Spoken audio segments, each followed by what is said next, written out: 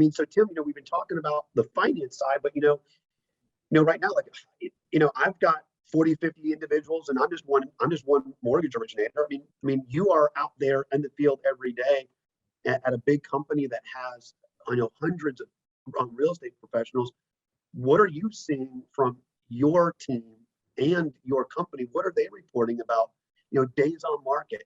Is there still crept up demand and not enough homes out there? I mean, when you're getting contracts, then what are that you're seeing or updates, and how do mortgage rates affect? Have you seen the impact yet?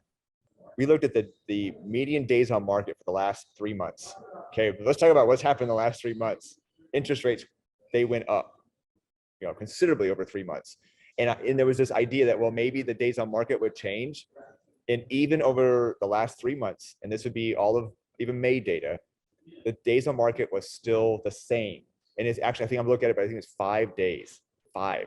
Now, days on market for all of Fairfax County. This is Fairfax County, single family homes. All right, I wanted to try to get that pool a little bit tighter to get that. But we've been tracking those each one, and they all were the same. Now, that's interesting, right? Now, was the average sales price come down a little bit? Sorry, the median sales price? It did. The median sales price came down. So what, did it come down drastically? No. I'll show you the graph on. I already have the graph done. But the median sales price did come down. But the days on market, what did that mean? That meant that sellers were also understanding the dynamics of an interest rate hike and what that meant to what their value was. Now, did that mean that they're selling their home for less money than the neighbor? Possibly, but they also were the same people that were enjoying the 18 to 20% equity over the last year and a half. Selling and buying at the right time. You can't time it. It's when you're ready for the next season of life. And the thing right now is that, you need to be prepared that the properties that are staying in the market, the ones that are seeing a price reduction, were the ones that just were a little bit off from where they should have been. And now, because of the interest rates, we have to be a little sensitive to that for buyers. Are there more properties coming to the market? A little bit. Is it where we need to be? No. The buyer demand's still there. Are we seeing 8, 10, 15 offers on every home? Absolutely not.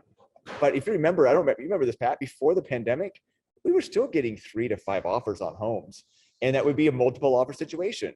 And so it was still about the price and the terms for that buyer.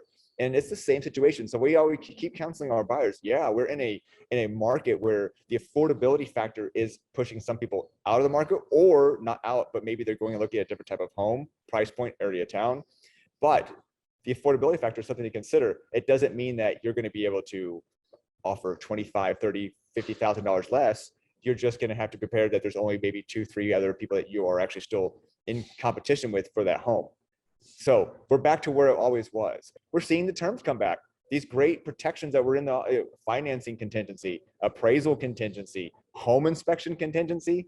I mean, these were a part of our contracts, and it was normal. Home sale contingency. I made a prediction that I think by the end of the year or before that, we'll start to be able to see that again. Why not?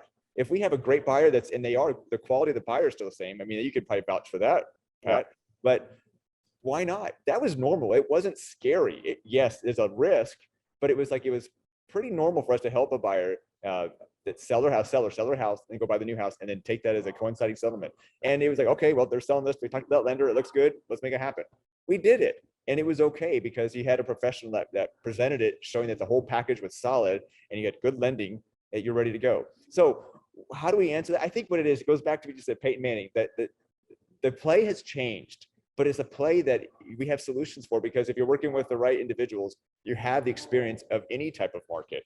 We're here to help and make solutions anytime. We don't go, oh no, I'm sorry, we can't make that happen. It's never going to happen. It's not how we do things. We go, well, you know what? Let's think about this. There's a few other options we can think about. Home ownership. We're in the month of, isn't this the month that is home ownership month? This is the month that we're talking about it and telling people about it. It goes back to what you said.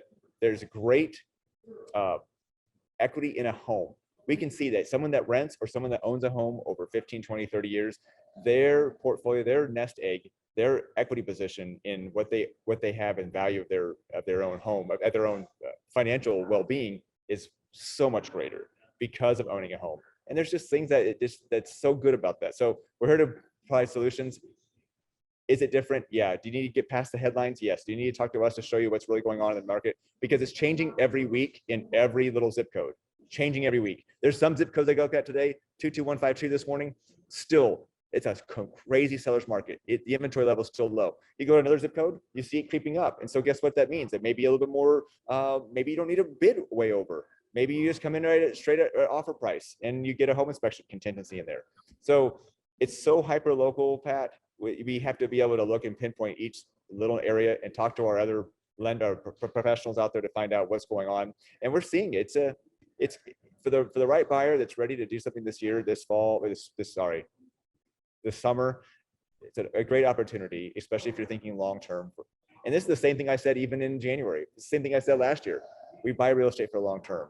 It's always that way. And it's long-term to you, 5-7 years, great, perfect. If that's what you're looking for shorter term, then maybe think about how the type of loan program is going to be fit your needs, right? Absolutely. Yeah. And I know we'll be talking about them in future discussions, because, for the longest time, your 30-year fixed mortgages was like, okay, let's just look at a 30-year, it's so low, let's go.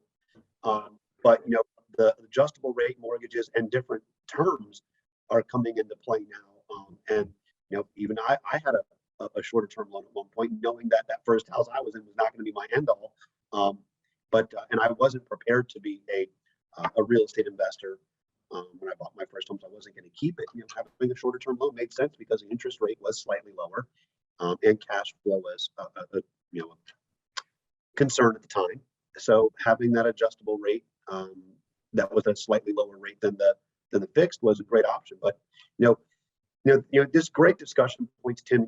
It's that we're always trying to learn and be and I want to take data points from industry professionals. I'm not just going to turn on the news and okay, they said it on the news, it must be true, because that's I think one of the reasons why I don't watch TV and stuff as much, unless I'm just watching a sporting event, is because the news is so biased now that it's hard to know what is actually factual data points.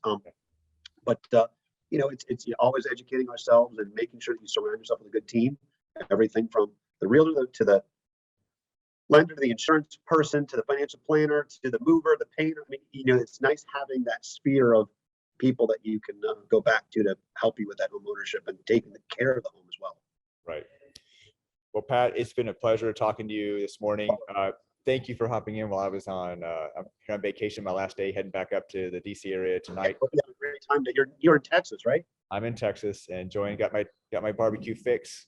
We got the heat, saw the Texas Rangers. It was good. So thank you so much for doing this. We'll make sure we get this out to as many people as possible to let them know about what's really going on in our local real estate market and how that affects them in their home purchases. So thanks again, Pat. You got it. Thanks, Tim. Have a great safe travels back.